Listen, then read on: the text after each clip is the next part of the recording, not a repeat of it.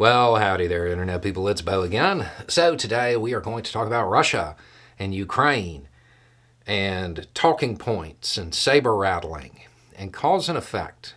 Because I feel like there might be some people who are a little confused as to what would happen if one of their talking points was actually accepted by the West.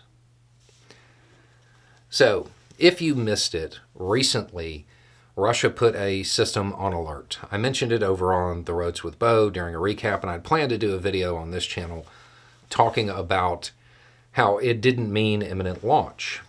It's been a week. Obviously, it didn't mean imminent launch. That video seems unnecessary now. But Satan 2, which is an ICBM, was put on combat duty. Dun, dun, dun. It's saber rattling. Around the same time, a talking point started to emerge in comment sections all over the place. And they're all pretty similar, and they all ended a certain way. And the talking point is basically, at this point, Putin is going to have to hit the capital of Ukraine with a nuke. Thanks, America. And thanks, America was always at the end of it. It was really weird. I don't feel like people actually understand what would happen if the West believed that. First, let's acknowledge this.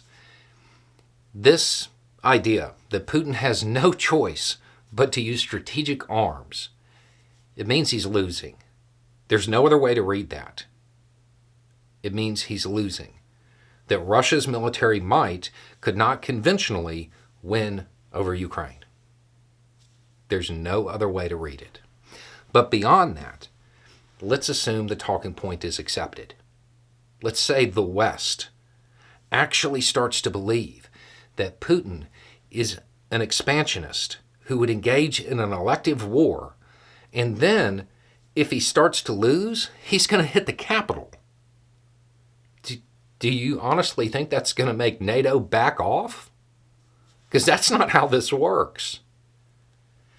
If policymakers in the West ever actually started to believe this, understand NATO would take more direct action. And I'm not talking about strategic weapons. They're not going to make nukes fly. They're not going to put boots on the ground in Ukraine. Probably not even provide direct assistance, military assistance, even through aircraft piloted by NATO troops. That's probably not on the table either. But there'd be a whole lot of people working. They'd be inside Russia. And they'd be talking to everyone closest to Putin and explaining to them how much better everything would be. Everything would be better for Russia and for them personally if Putin wasn't in power anymore. However that should happen.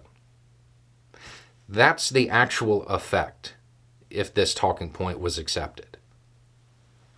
It's not a psychological deterrent.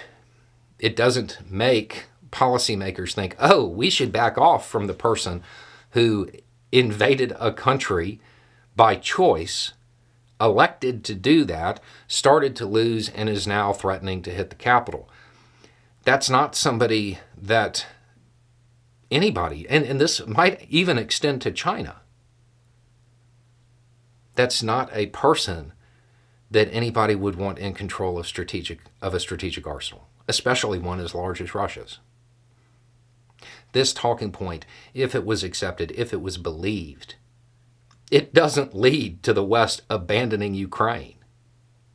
It leads to the West going on a campaign to make people understand how much better off Russia would be without Putin. That's the move, just to be clear. Now, it is saber rattling. I would point out that this system, first off, they tried to do a test of it when Biden was in Ukraine, I think. And from what I understand, it didn't pass the test.